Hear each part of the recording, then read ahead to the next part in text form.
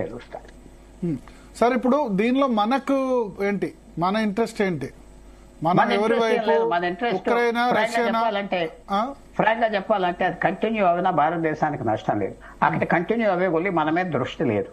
అక్కడ పీస్ఫుల్ గా ఉంటే మన నెత్తి మీద యూరోపియన్స్ పడతారు, యూరోపియన్స్ అమెరికన్స్ మన మీద పడతారు. అక్కడ యుద్ధం జరిగే కొద్ది చైనాకు కూడా వీక్నెస్. చైనా యుద్ధాలు పెద్ద యుద్ధాలు చేస్తే ఇలా జరుగుతుందని భయపడుతుంది ఇప్పుడు చైనా కూడా భయపడుతుంది. సో నేను చాలా స్ట్రాటజిక్ గా చెప్పాను. అక్కడ యుద్ధం జరిగినంత కాలం ఇప్పుడు మన రష్యా దగ్గర ముడి చమురు మనం కొనుగోలు చేస్తున్నాం, వాళ్ళంతా చౌకగా చెప్పలేం. ఫ్యూచర్ లో శాంక్షన్స్ వేస్తే అది శాంక్షన్స్ వేసినా సరే మనం యాక్సెప్ట్ చేయట్లేదు కదా. అంటే చూడాలి, ఇంకా కఠినంగా చేస్తే యాక్సెప్ట్ చేయాలి.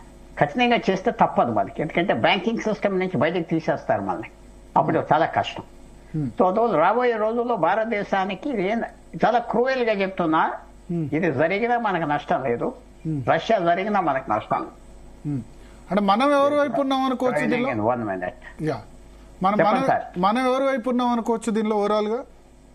మనకి గేన్ యుక్రెయిన్ మన స్నేహితుడు కాదు, చైనాకి biggest trading partner Ukraine. So I take leave sir. Okay, thank you Pullarao గారు. సో